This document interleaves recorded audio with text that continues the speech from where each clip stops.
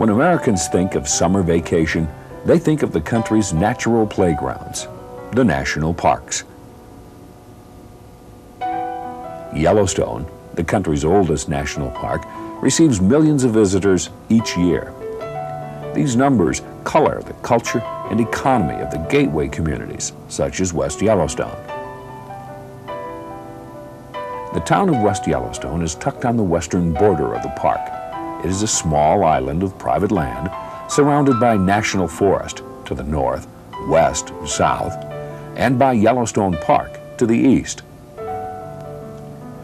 When the Secretary of Agriculture issued permits for establishing businesses in 1913, settlers quickly began building West Yellowstone. The park, with its exotic natural splendors, has always been the drawing card. The town's small size and choice location force it to depend on the natural resources of the area, tourism and recreation, the lifeblood of the economy.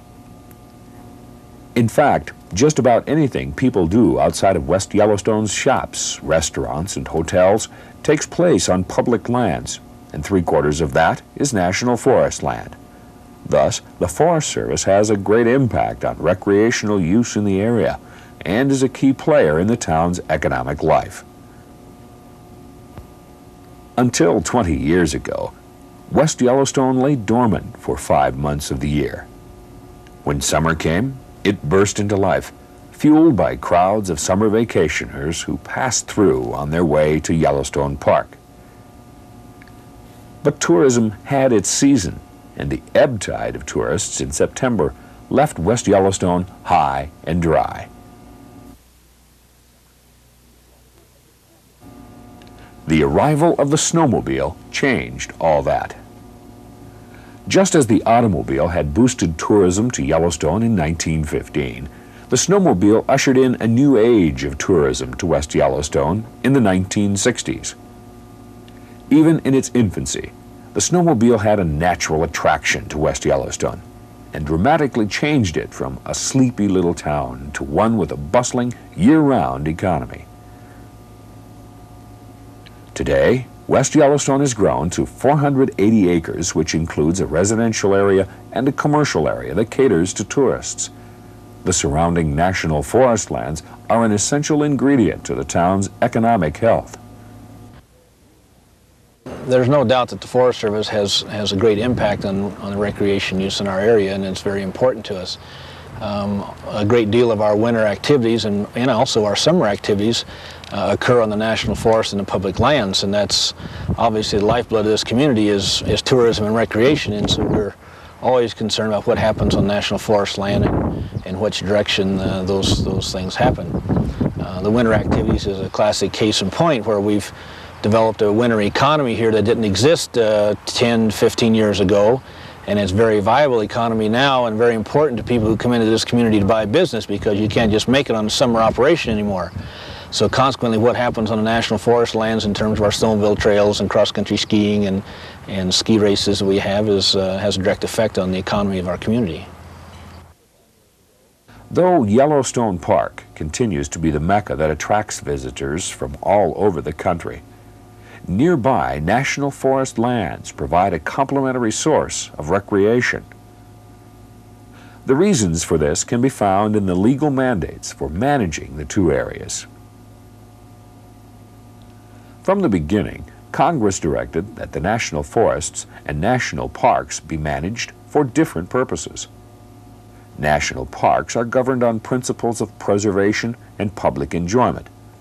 The policy of non-interference applied to park resources allows natural processes to take their course. National forests, on the other hand, are managed for multiple use of natural resources within the capabilities of the land.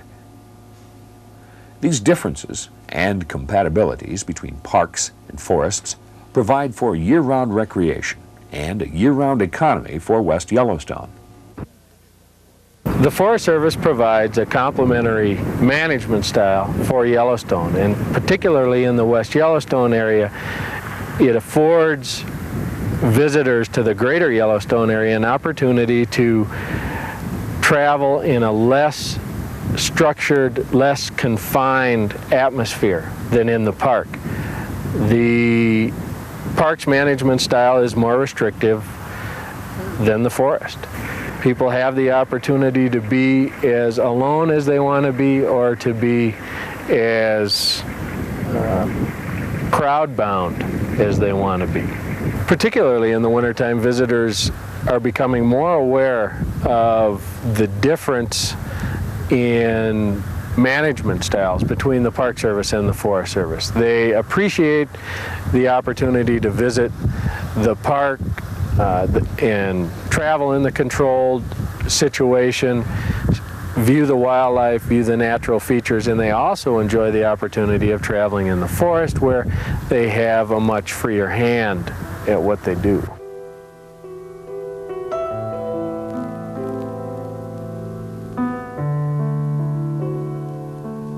This year-round recreation follows a natural cycle with the seasons. What I would liken a typical year in West Yellowstone would be that April would be the slowest month. May would be the beginning of the summer tourist season, and that would continue on through June, July, August, September. And then we see a different kind of clientele coming in September, and that would be the serious fishermen, the trophy fisher people.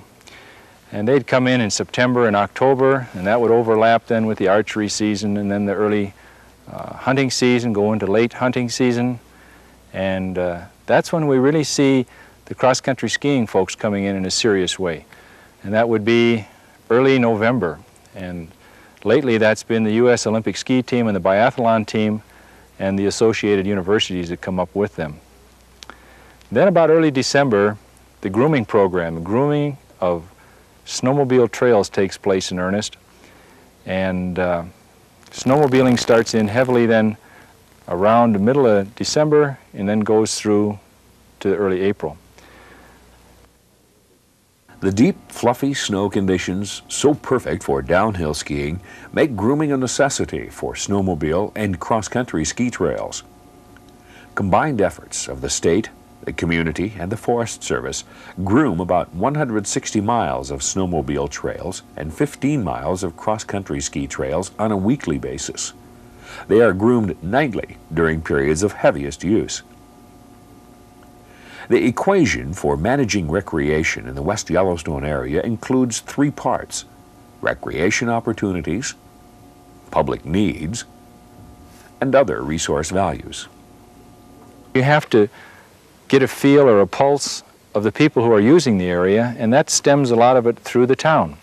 So we continually have the public and the town inputting to us saying, we need a little different type of snowmobile experience, or we'd like to have a few more miles of trail, or let's sacrifice this piece of trail for a different piece of trail. Let's change the experience. Or we would like to have horse rides in this part of the forest, or skiing over here. So we're continually working with these folks, and they're coming up with some good ideas as the how-tos and the where-tos, and we try to couple that in with the use of national forest land, so primarily it mixes and matches with the other multiple use things that are going on, such as logging and grazing, etc.